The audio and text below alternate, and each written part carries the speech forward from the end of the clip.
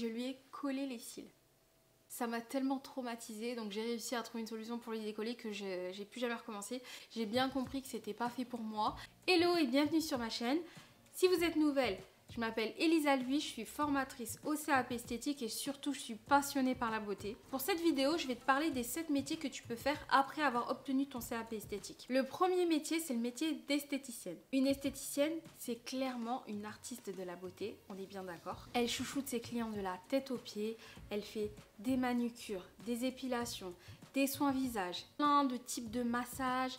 Elle fait même du maquillage pour les occasions spéciales. C'est vraiment un beau métier parce que l'esthéticienne, elle aide les femmes à sentir belles à l'extérieur et belles à l'intérieur aussi. Pour le salaire, ça dépend où elle travaille, ça dépend aussi de son expérience. Mais en général, ça tourne autour de 1500 € à 2500 € par mois pour commencer. Si elle est douée et qu'elle a une certaine clientèle, elle peut gagner bien plus. Certaines, elles sont même esthéticiennes à domicile, donc elles se déplacent soit au domicile des clientes ou soit les clientes se déplacent à son propre domicile. Ça c'est super parce que ça lui permet de gérer son temps, gérer sa vie perso et sa vie pro en même temps et c'est juste super quoi. Pour celles qui souhaitent se lancer dans ce fameux CAP esthétique, j'ai créé un guide gratuit qui va t'aider à réussir cet examen. Tu peux télécharger ton guide dans la description. Faut savoir que c'est pas un métier facile, mais c'est pas un métier impossible non plus. Un métier de passion, il faut rester debout toute la journée, être patiente, faire attention aux détails, aimer le contact avec le client. Souvent, on entre dans l'intimité de la personne, on la voit nue, et ça, il faut vraiment être en accord avec ça. Il faut aimer les poils. Moi, personnellement, je suis imberbe. J'ai pas de poils. Je sais, j'ai toujours su quand j'ai passé mon CAP esthétique que je ne proposerai jamais à ma carte épilation parce que je ne suis pas faite pour ça. Le plus cool dans ce métier, c'est vraiment ta cliente. Quand tu vois le avant-après, que ce soit pour une épilation, un soin des ongles ou un soin du visage, quand tu vois qu'elle est contente du résultat, ça fait tellement plaisir. C'est toute la beauté du métier. Ça fait du bien de faire du bien. Le deuxième métier, c'est le métier de prothésiste ongulaire. Une prothésiste ongulaire, ce qu'elle fait, c'est qu'elle embellit les mains des clientes. Elle leur fait des ongles longs, courts, ronds, arrondis, de toutes les sortes. Pour les femmes, les mains, c'est tellement important parce que quoi qu'on fasse, on voit les mains.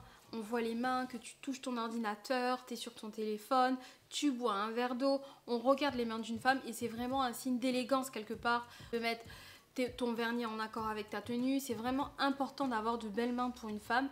Donc ce métier, il est indispensable vraiment. Aujourd'hui, pour être prothésiste ongulaire, tout le monde ne peut pas le faire. Il faut être minutieux. C'est vraiment de l'art maintenant parce que tout ce qu'on voit sur internet, c'est pas juste une pose de vernis, clac, clac, clac et c'est bon.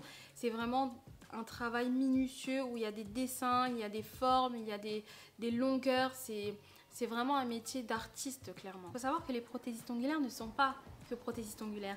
Elles sont ta copine, ta psy, ta conseillère en images, ta confidente. Quand tu prends rendez-vous avec ta prothésiste ongulaire, en fait c'est un rendez-vous de détente. Tu sais que tu vas passer un bon moment. Tu vas te confier à une femme qui ne va pas te juger. En plus, quand tu es doué dans ton métier, les clientes reviennent tous les 3 voire 4 semaines. Donc toi, ça te fait tes clientes régulières, fidèles, tout bénef quoi. Avant de devenir prothésiste ongulaire, il faut faire une formation plus poussée. Il faut se spécialiser, faire une formation manucure russe ou extension chablon. Bref, il y a plusieurs formations à faire après le CAP esthétique bien sûr pour se perfectionner dans ce métier. Le troisième métier, c'est maquilleuse. Une maquilleuse, honnêtement, c'est une magicienne. Et ce métier, c'est vraiment embellir le visage de tes clientes. Soit pour la vie de tous les jours, soit pour un événement en particulier. Des fois, les maquilleuses, elles transforment une personne. J'avais une amie qui était maquilleuse sur les plateaux télé. Elle avait une vie de dingue. C'est un métier qui demande beaucoup de créativité. Si on n'aime pas ça, on ne peut pas être maquilleuse, ce n'est pas possible. Il faut connaître les techniques, les produits, les pinceaux et plein d'autres choses. En plus, une maquilleuse, elle peut travailler dans tellement de domaines. Elle peut faire les mariages, tous les événements, les séances photos, les tournages télé, les tournages des films. Il y a toujours de la demande, donc quoi qu'il arrive, il y aura toujours du travail. Par contre, avant de devenir maquilleuse professionnelle, il y a des formations poussées à faire, même des écoles dédiées au maquillage. Après, il y a beaucoup de maquilleuses qui ont appris en autodidacte à la maison en regardant des vidéos YouTube. Je ne dis pas le contraire, mais c'est vrai que pour être maquilleuse professionnelle, il faut se former. Pour le salaire, ça tourne entre 1500 et 3000 € pour être maquilleuse. Si elle se spécialise dans le maquillage pour les films, pour la mode ou quoi que ce soit, ça peut vite monter. Le quatrième métier, c'est le métier de spa praticienne. Une spa praticienne, c'est comme une maman du bien-être. Elle fait plein de sortes de soins relaxants, hydratants, apaisants, énergisants. Elle peut travailler dans un spa, chez elle ou chez toi. En général, les salaires, c'est entre 1500 et 3000 euros. Et encore une fois, si elle a plein de clientes et qu'elle est douée, elle peut gagner bien plus. C'est pas un métier facile parce que c'est physique, c'est très physique. On a des restrictions, par exemple, on n'a pas le droit d'avoir d'ongles. Je dois toujours avoir les ongles courts, ça ne me dérange pas parce que j'ai pris goût et j'aime ça maintenant. Mais on doit toujours être debout, c'est très physique. Moi, quand j'ai décidé de faire un CAP esthétique, je voulais pas du tout faire ça. Je détestais toucher les gens et j'aimais pas qu'on me touche aussi. Quand j'ai appris à faire le soin du visage, j'ai appris le modelage par cœur, je suis tombée amoureuse de ça. Tout ce qui est soins physiques, j'adore. En fait, de faire du bien à quelqu'un, ça me fait du bien. De voir la personne se réveiller, toute lumineuse et se dire « Ah ouais, je suis trop bien, là, je me sens bien. » Et même, c'est...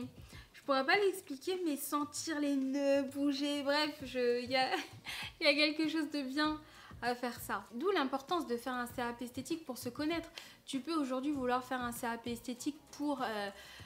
faire des ongles ou faire du maquillage et en fait prendre goût à autre chose. Par exemple, tu vas adorer épiler. Tu vas te dire, moi, il faut absolument que j'épile, j'aime ça, je trouve ça beau et j'ai le coup de main. Donc le CAP esthétique, vraiment, il t'ouvre les yeux sur ce que tu veux faire. On apprend vraiment la base d'un métier et ce métier-là peut t'ouvrir plein de portes différentes. Quoi qu'il arrive, avant de devenir spa praticienne, on fait toujours quand même une formation.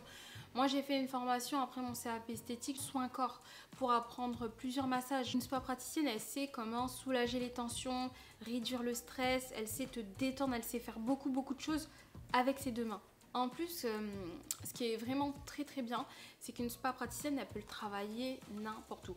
Elle peut travailler dans les thalassos, dans les spas, même dans les spas haut de gamme, de luxe, ça change tout.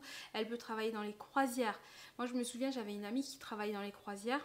Et elle avait des pourboires de dingue. Comme elle était en croisière tout le temps, elle ne dépensait pas son argent. Donc tout son salaire était pour elle. Elle vivait un peu avec les pourboires, mais et encore, sur les croisières, t'es nourrie, logée, blanchie. Donc elle ne dépensait pas d'argent et tout son argent, son salaire, les pourboires, c'était pour elle, quoi. Pour économiser, c'est super. Les spa praticiennes, elles travaillent beaucoup, mais honnêtement, de voir le bien-être que tu procures à tes clientes, ça n'a pas de prix. Le 5e métier, c'est conseillère beauté. Une conseillère beauté, c'est comme un professeur. Elle aide les clientes à être satisfaites, à trouver un produit, une crème, un soin visage adapté à leur type de peau ou autre, si elles souhaitent un parfum ou autre. Ça peut paraître anodin, mais une personne qui rentre dans un institut de beauté, elle ne sait pas forcément ce qu'il lui faut. Une femme peut rentrer dans un institut de beauté et vouloir acheter un rouge à lèvres, mais ne pas savoir utiliser le rouge à lèvres. Elle aura besoin des conseils de conseillère beauté. Une femme peut rentrer dans un institut, vouloir une crème pour le visage, mais ne pas connaître son type de peau. Le salaire dans ce métier va dépendre de l'endroit où tu travailles. Ça peut varier entre 1500 et 2500 euros. Encore une fois, si tu atteins des objectifs, parce que souvent il y a des missions sur objectifs, ton salaire peut vraiment augmenter. Tu as accès à des promotions pour les soins, pour les parfums, les choses comme ça. Donc c'est vraiment intéressant. C'est pas un métier très compliqué, mais il faut quand même avoir des notions. Il faut être patiente, il faut savoir communiquer, écouter aussi le client pour pouvoir lui proposer des produits adapté à ses besoins. En fait, il faut être calé sur tous les produits de l'institut ou du magasin. Tu dois savoir tout sur tout. Le 6e métier, c'est le métier de technicienne de cils ou prothésiste ciliaire. Pour être prothésiste ciliaire, tu n'as pas besoin d'avoir un CAP esthétique, mais c'est bien de passer le CAP esthétique. Pourquoi? Parce que le jour où tu veux étoffer ta carte, tu veux proposer plus de prestations, tu auras le CAP esthétique et tu pourras rajouter plein de choses. Mais si tu fais uniquement la formation prothésiste ciliaire, tu pourras faire que ce métier. Franchement, c'est un super beau métier. Surtout depuis quelques années, c'est parti en flèche. Il y a énormément de demandes. Donc, si demain tu veux te lancer en tant que prothésiste ciliaire, tu auras des clientes quoi qu'il arrive. Et si tu fais du bon travail, c'est sûr que tu vas pouvoir développer ta clientèle. De pouvoir embellir les femmes avec un super regard, moi j'adore. J'ai toujours fait mes cils et puis depuis quelques années, ma prothésiste ciliaire est partie vivre à La Réunion, donc j'ai arrêté. Mais si je trouve une bonne prothésiste ciliaire, donc je l'appelle appel à témoin, j'habite à Bordeaux, j'aimerais bien refaire mes cils. Juste au moins du cil à cils parce que je trouve ça tellement beau. Le matin, tu te réveilles, tu as un super regard, c'est juste top, quoi. Pour le salaire, ça dépend du nombre de clientes que tu reçois. En général, une prestation de pose de cils à cils, c'est entre 50 et 100 euros. Et si tu en reçois 8 ou 10 par jour, plus tous les volumes qui augmentent, tu peux avoir vraiment un bon salaire. C'est pas un métier facile parce qu'il faut être minutieuse, très minutieuse. Moi j'ai fait une formation de prothésiste ciliaire il y a quelques années parce que voilà, juste avant de passer mon CAP esthétique, je savais pas trop où me diriger. J'avais envie de faire des ongles mais j'aimais beaucoup les cils, donc pourquoi pas. Donc j'ai appris plein de choses et la première fois où j'ai testé mes talents sur un modèle, je lui ai collé les cils. Ça m'a tellement traumatisée, donc j'ai réussi à trouver une solution pour les décoller que j'ai plus jamais recommencé. J'ai bien compris que c'était pas fait pour moi et je voulais mettre en garde certaines femmes parce qu'en fait tu gagnes beaucoup d'argent dans ce métier. Certaines veulent faire ce métier uniquement pour l'argent, mais c'est pas un métier d'argent, ça c'est vraiment un métier de passion. Quand on aime ça, ça fonctionne, mais si on fait ça juste pour l'argent, ça ne marchera pas. Les yeux c'est fragile, les yeux c'est un organe important. Ne jouez pas avec ça. Si tu veux faire ce métier, prends tes précautions, fais des formations, sois patiente, entraîne-toi jusqu'à être au top, jusqu'à être calée dans ce métier. Pour celles qui souhaitent se lancer dans ce fameux CAP esthétique, j'ai créé un guide gratuit qui va t'aider à réussir cet examen. Tu peux télécharger ton guide dans la description. Le 7e métier à faire après avoir eu son CAP esthétique, c'est un super métier. En termes de liberté, en termes de dépassement de soi, en termes de satisfaction personnelle. C'est juste vraiment un très beau métier. C'est le métier de gérante d'institut de beauté. Tu es la patronne, donc soit tu es seule, soit tu as des employés ou soit tu as des freelances. Mais c'est ton bébé à toi. Tu gères tout, les employés, les clients, les stocks, la comptabilité, c'est toi qui gères tout ce panel. C'est un boulot à plein temps. Il faut être super organisé, savoir gérer les conflits, les pressions, les aléas, parce qu'il y en aura quoi qu'il arrive. Tout ça avec garder cette passion pour l'esthétique, parce que quand même, quand on ouvre un institut de beauté, c'est qu'on aime vraiment ça et qu'on veut transmettre certaines choses, mais avec de la détermination, tout est possible. Il n'y a pas de diplôme spécifique pour être gérante d'un institut, c'est vraiment l'expérience. Après, on peut toujours faire une formation de gestion d'entreprise, mais c'est l'expérience qui compte aussi beaucoup. Tu dois aussi gérer tes réseaux sociaux pour avoir de la visibilité, pour attirer de nouvelles clientes aussi et avoir une bonne réputation. Certes, tu travailles beaucoup, mais il n'y a pas meilleure sensation d'être libre de ton temps.